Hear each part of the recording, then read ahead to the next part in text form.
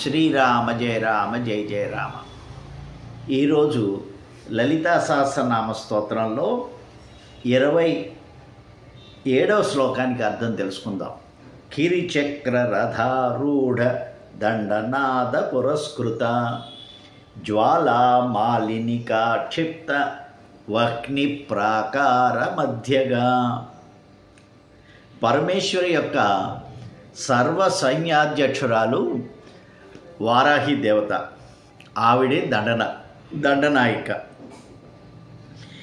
ఈ దండనాయిక అయినటువంటి వారాహి ఎక్కినటువంటి రథం పేరు కిరిచక్రం.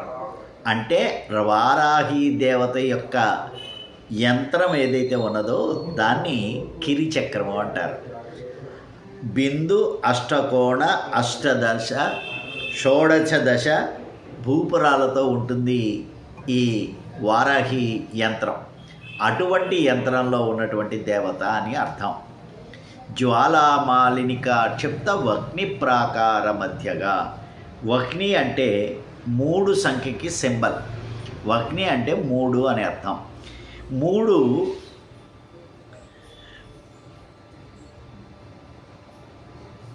ప్రాకారము అంటే భుజము.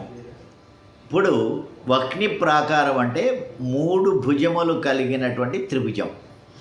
ఈ త్రిభుజాకారంలో మనం శ్రీచక్రంలో చూసినట్టయితే బిందువు తర్వాత త్రిభుజం ఉంటుంది కదా.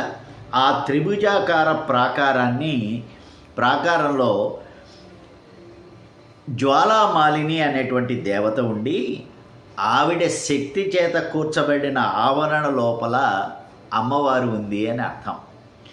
ఈ బిందువు చుట్టూ ఉన్నటువంటి త్రిభుజం, ఆ త్రిభుజాకారంలో జ్వాలామాలిని యొక్క శక్తి నిండి ఉన్నది. అంటే అమ్మవారు కనబడకుండా ఆ యుద్ధానికి వెళ్ళినప్పుడు చుట్టూ త్రిభుజాకారంలో అగ్నిని ప్రజ్వలింపజేసిందిట జ్వాలామాలిని. అటువంటి జ్వాలామాలిని చుట్టూ పెట్టుకొని మధ్యలో తానుండి యుద్ధానికి వెళ్తున్నది పరమేశ్వరి. శ్రీరామ జయ రామ జయ జయ రామ.